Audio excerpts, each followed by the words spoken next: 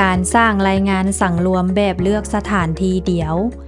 การสร้างรายงานในระบบ EIR แม้นได้มีการกำหนดรูปแบบการรายงานไว้เบื้องต้นอยู่6รูปแบบ 1. EIR รายงานสั่งรวมหลายสถานที่ 2. EIR รายงานสั่งรวมสถานที่เดียว 3. EIR บทรายงานผู้พลาดโอกาสและผู้ฮอดกำหนดรับวัคซีน 4. EIR รายงานรายบุคคล 5. EIR โบโทโดบ้าน Village Register V2 6. EIR รายงานอัตราปกคลุมวัคซีนกันพยาธิ Coverage Report ในการเฮ็ดวิดีโอคำแนะนำการสร้างรายงานจะมี5วิดีโอเนื่องจากรายงานสั่งรวมแม่นรูปแบบเดียวกันดังนั้นจึงจะเฮ็ดแต่วิดีโอเดียวสำหรับหัวข้อนี้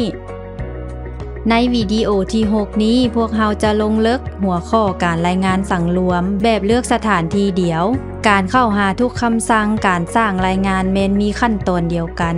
ภายหลังเข้าระบบแล้วให้ทานกดเครื่องหมายแอปแล้วกดปุ่มรายงานหลังจากนั้นให้เลือกบทรายงานมาตรฐานในหน้าต่างรายงานมาตรฐานจะมีคำสั่งการสร้างรายงานของทุกๆเวียกงานทั่วของเขตสาธารณสุขดังนั้นเพื่อง่ายในการค้นหาให้ทานเขียนคำว่า EIR ใส่ในห้องค้นหา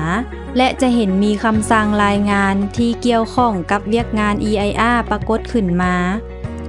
ในการสร้างรายงานสั่งรวมสถานที่เดียวให้ทานเลือกกดคำสั่งรายงานสั่งรวมสถานที่เดียวหลังจากนั้นให้ทานเลือกสถานที่บริการที่ต้องการสามารถเลือกเป็นเมืองหรือสุขศาลาก็ได้ต่อไปแม่นเลือกประเภทระยะเวลาที่จะเอารายงานซึ่งมีทางเลือกรายงานเป็นมื้ออาทิตย์เดือนไตรมาสและเป็นปี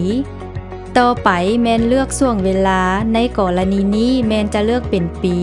และเดือนมีนาหลังจากเลือกได้ทุกเงื่อนไขแล้วแมนให้กดปุ่มเอาบทรายงาน